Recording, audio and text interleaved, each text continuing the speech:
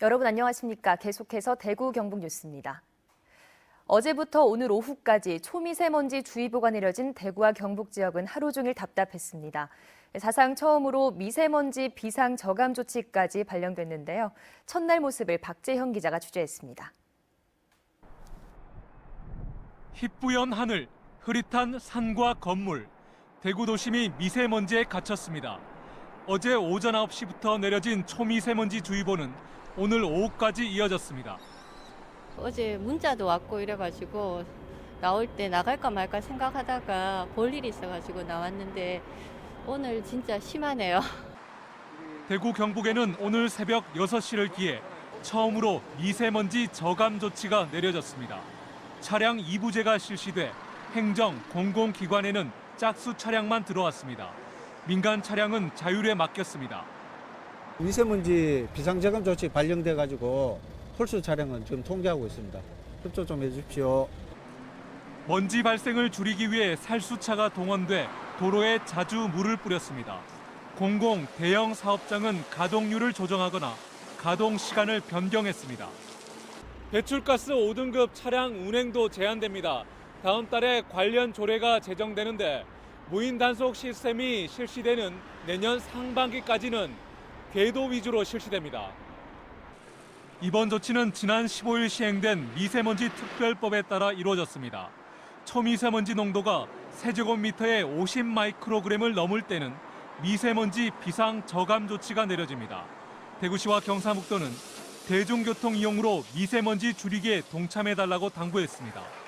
MBC 뉴스 박재영입니다. SK하이닉스가 반도체 특화 클러스터를 경기도 용인에 들어서게 해달라며 정부에 공식 요청했습니다. 사실상 후보지가 정해진 셈인데요.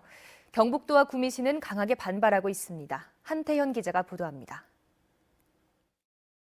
산업자원부는 SK하이닉스의 특수 목적 회사인 주식회사 용인일반산업단지가 반도체 특화 클러스터를 경기도 용인으로 정해달라는 요청을 받았다고 밝혔습니다.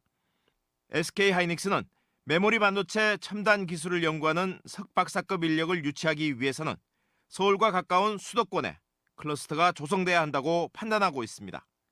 정부는 조만간 수도권 정비위원회를 열어 최종 후보지를 정할 것으로 알려졌습니다. 이 같은 소식이 전해지자 경상북도와 구미시 지역경제계는 강하게 반발하고 있습니다. 정부가 지역균형 발전을 약속해놓고 그 약속을 어기는 첫 사례가 되기 때문입니다. SK하이닉스 측에서 용인 지역으로 신청했다는 것을 매우 유감스럽게 생각합니다. 조만간 산업부를 방문하여 지역균형 발전과 수도권 공장 총량제 준수 등을 요청하고 지방 기업들을 위해서 특단의 조치, 즉 근로자들이라든지 세금 혜택이라든지 이런 면에 있어서 정부에서는 지방 기업들을 위한 특단의 혜택이 주어져야 된다고 봅니다. SK그룹은 120조 규모의 반도체 클러스터를 수도권에 투자하는 대신 구미에는 100분의 1 수준인 1조 원 규모의 SK실트론 공장 증설을 제안할 것으로 알려지고 있습니다. SK실트론에 대한 투자는 구미에서 증설하는 걸로 그렇게 아마 발표가 될 걸로 예상을 하고 있습니다.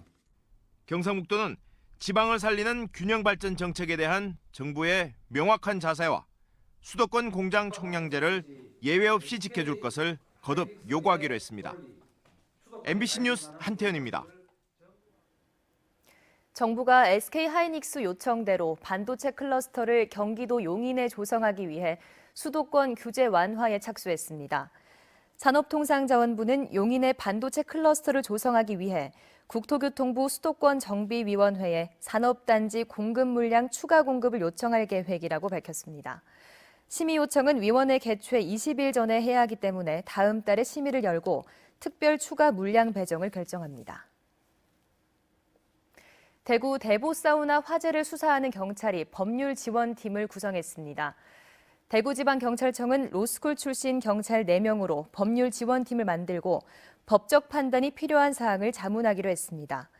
경찰은 해당 사우나 건물이 건축된 지 오래돼 도면이 없는 데다 건물 관리 주체도 제각각이어서 수사에 어려움을 겪고 있습니다. 오늘 낮 1시 20분쯤 대구시 중구 대안동에 있는 숙박업소 2층 객실에서 원인이 밝혀지지 않은 불이 나 10분 만에 꺼졌습니다. 이 불로 2명이 연기를 마시고 직원과 투숙객 등 19명이 대피했습니다. 경찰과 소방당국은 목격자들을 상대로 정확한 화재 원인과 피해 규모를 조사하고 있습니다. 지난달 구미보에 이어 낙동강 상류 상주보와 낙단보도 건설 이후 처음으로 오늘 부분 개방됐습니다. 환경부는 오늘 오전 9시 상주보 수문을 열고 수위를 현재 47m에서 44m로 낮추고 낙단보는 다음 달 말까지 현재 40m에서 최저 수위인 34m까지 내릴 계획입니다. 환경부는 보 운영 방안에 필요한 기초 자료를 확보하기 위한 부분 개방이며 농업용수 이용에 지장이 없도록 양수장 가동 이전인 3월 말에 수위를 회복할 계획이라고 밝혔습니다. 뉴스를 마칩니다. 시청해주신 여러분 고맙습니다.